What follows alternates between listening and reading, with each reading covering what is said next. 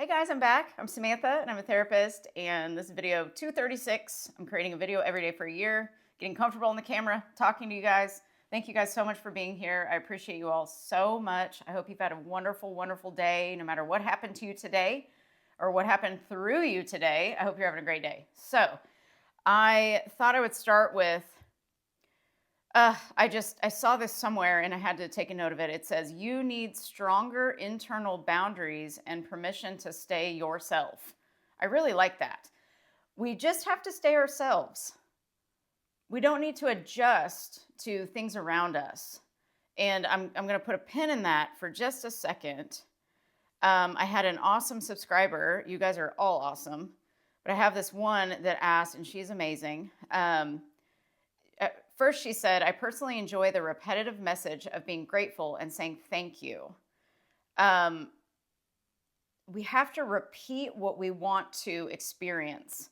That's how I look at this. I'm like, if I want to experience this peaceful life, then I've got to repeat peace in my life. I want to repeat being thankful for everything in my life because it will show up in different ways when I'm continuously repeating this state. And so I love saying thank you to everything around me and in me too. And especially thankful for my eyes, like I've been saying lately. I'm just so thankful I have the gift of sight and also the gift of intuitiveness, being able to see things from, a soul perspective. I love sight. It's just awesome, and clarity. And so, the question was, I still struggle sometimes with the people who I'm close with in my life, especially friends. I'm very social, and as you well know, many people are in the victim mindset and a bit negative. How to deal with that without cutting out even more people and also not isolating myself. And I'm always my happy, positive self, which seems to trigger people a lot. So, oh man, this is such a great topic, and I think that a lot of people could probably help with this topic in their own way. So I invite anybody to comment below and give give your own advice about this, because I think this could go multiple ways. And I think this is I just think everything is kind of an individual experience. As Bashar says, everything is a permission slip. So to be more of yourself. So if we think cutting people out is good for us, well, it'll be good for us. Whatever you believe is true for you.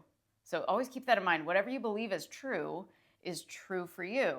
So, and also where energy goes, energy flows right to that. So where your awareness is, your energy is flowing to that. So we're noticing victim mindset. So here's what I've been practicing. I don't even want to notice victim mindset. I don't even want there to exist victim mindset in my vicinity. I don't want to put energy towards it. So it's almost like you observe it and then you just gently guide yourself away. And I do believe, because I've seen this in my own life, that people will gravitate out of your life when they're supposed to. Just like Bashar says, we have agreements with people before we come here, for instance. Okay, this is one side of things that we could look at. So if we have agreements with these people, what if they're there in your reality just to show you some clarity? Of, hey, you're still noticing victim mindset.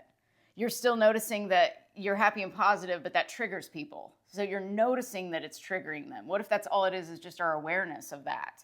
What if we don't have to get, like, I'm a clinical therapist, so my take would be, before I knew all this stuff, it would have been, we've got to set boundaries and we've got to, this and that. And, we've got to just, basically, like you said, like kind of stay to yourself and, create the rules for your own life and all of these things. And so I just take it down very simply. I like to keep things very, very simple. And I think that if someone is showing up in your reality and say they're in a victim mindset, it's to show you either where your thoughts have been, where your awareness has been, or to show you how much you've grown too. Because if we just had happy people all the time, we would never know where our state is. So it's almost like, I feel like that if you're noticing something over and over again, you're going to be kind of in that state with them almost. Not that you're in a victim mindset, but it's like you're still noticing it. So you're playing into that whole dynamic that's going on in front of you. I hope that makes some sense. This was kind of really hard for me to explain because I can teach some things, but other things I feel them more than I can explain them. And that's why I'm finding it hard sometimes in my videos to like really get into like the nitty gritty of things because I like experience it more in my feelings, and I could probably write it better than I could speak it sometimes. I don't know. But I think that it's just, I think that it's whatever you're noticing is going to get bigger.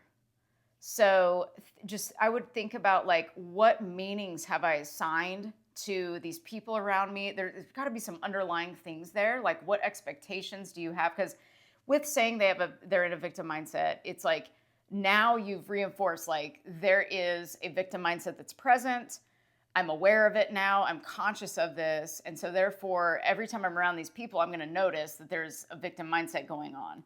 And so I thought to like in my own life, I was like, well, I'm going to practice like not really even acknowledging that. Like, we're going to see it everywhere we go, or would we see it? Maybe we wouldn't see it if we didn't even think about it. What if we put this aside and focus on something else, like literally placed our awareness on something else, choosing a version of us that maybe doesn't notice victim mindset? What if that's the case? Like, just get like real outside of the box with this and see what resonates with you the most.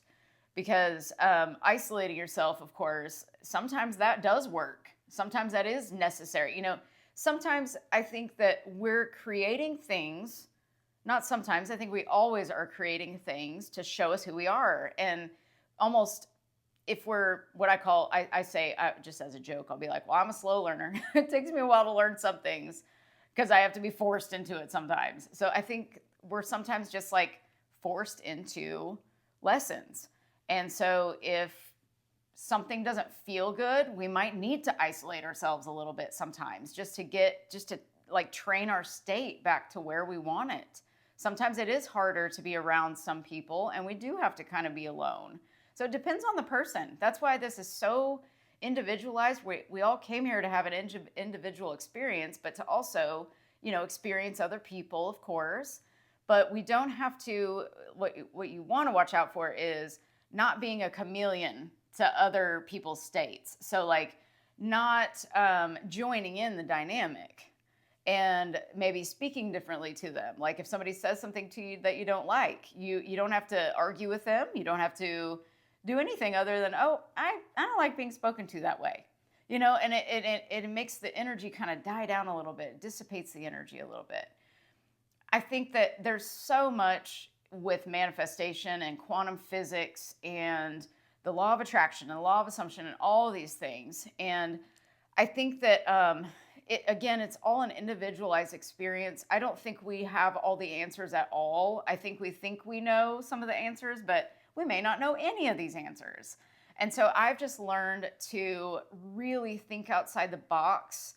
And this is the kind of stuff that's worked for me is I just remain myself. I don't let anybody change my state. I was really bad with that. I think we all can be at times. When somebody is acting a fool, it's like we feel like we have to also act a fool and defend ourselves or explain ourselves or justify ourselves, things like that. It's like, no, you decide who you want to be and you maintain that state. That's the goal is, when you notice a trigger, which could be a person, you just kind of gently guide yourself away from the awareness of that and move your consciousness away to something else. Just gently pick it up and put it down somewhere else, if you will. It's like looking at this differently. There's so many teachings out there, and everybody's going to identify differently with different people. Some people want to be, yelled at, and they're cool with that. And other people just want this more gentle teaching. And other people want to be taught from one book, and that's the book they go with. And everybody's so different. So I encourage everybody to just take what I say as maybe a different perspective and try different things that I say, but also become your own evidence. Like I've said, just this is kind of my take on this.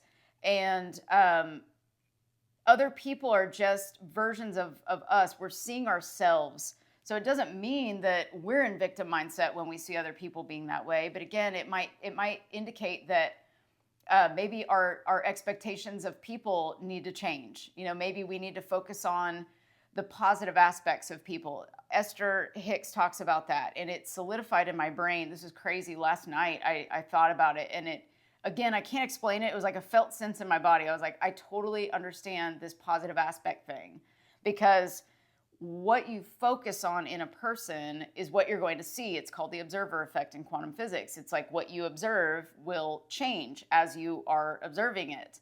Depending on who is observing it, it will change. So if you're looking at a friend of yours and you're saying they're in victim mindset, well, you're focused on that. But what if you focused on the positive aspects of that person, and that's all you could see? Because we don't practice this enough, I feel, to even know that this would work.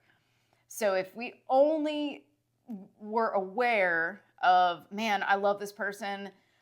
She has this quality, and this quality, and this quality, and this quality, and this quality. So instead of the victim mindset that I know that she's in, I see that for sure, and it's valid, but what if I focused on how loving she is, and how honest she is, and how kind she is, and didn't even notice that part of her? What would happen? And I think that's the biggest shift right there, is like, get into the positive aspects of a person and don't even notice that victim mindset, because we're trained to look for the victim mindset, and it's a label, victim mindset.